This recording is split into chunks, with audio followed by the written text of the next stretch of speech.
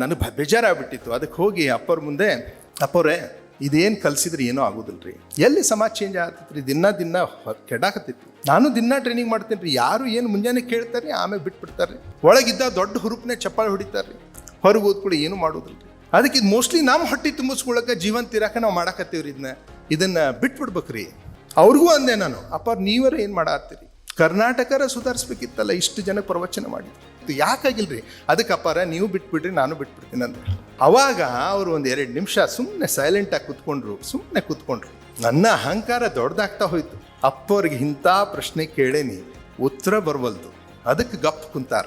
ನಾ ಕರೆಕ್ಟ್ ಕುಂತೇನಿ ಅಂತ ಒಳಗಡೆ ಚಾಲು ಆತ ರಾವಣ. ಒಂದು 2 ನಿಮಿಷ ಆದಮೇಲೆ ಜೋರಾಗಿ ನಕ್ಕರು ಅವರು. That is a divine laughter. ನಕ್ಕ ತಕ್ಷಣ ನನ್ನ ರಾವಣ ಪೂರ 10 ತಲೆಗಳನ್ನು ಸ್ಪ್ರೆಡ್ ಮಾಡಿ, ಅಯ್ಯೋ ಇವ್ರಿಗೆ ಏನೂ ಬರ್ತಾ ಇಲ್ಲ, ಅದಕ್ಕೆ ನಗ್ತಾ ಇದ್ದಾರೆ ಅಂತ ನಾನು ಮತ್ತೆ ಗಪ್ ಕೂತ್ಕೊಂಡ್ರು. ಗುರುಗಳು ಹೆಂಗೆ ಕಲಿಸ್ತಾರೆ ನೋಡಿ, 6 ರಿಂದ 7 ನಿಮಿಷ ಆ ಸೈಲೆನ್ಸು, ಆ ಲಾಫ್ಟರು, ಇದು ಓಕೆ.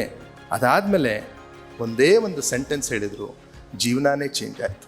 ಫಸ್ಟು ನನ್ನ ಅಹಂಕಾರವನ್ನು ತೋರಿಸಿದ್ರು ಅವರು, ಆಮೇಲೆ ಹೇಳಿದರು, ಎಷ್ಟು ಕಲಿಸ್ತಿ ಅಷ್ಟು ಕಲಿತಿ, ಅದಕ್ಕೆ ಕಲಿಸು. ಅವತ್ತು ಏನು ಹೇಳಿದ್ರಲ್ಲ, ಅವತ್ತು ಪೂರ ನನ್ನ ಪರ್ಸೆಪ್ಷನ್, ದೃಷ್ಟಿನೇ ಚೇಂಜ್ ಆಯಿತು, ಸೃಷ್ಟಿನೇ ಬೇರೆ ಕಾಣಕ್ಕೆ.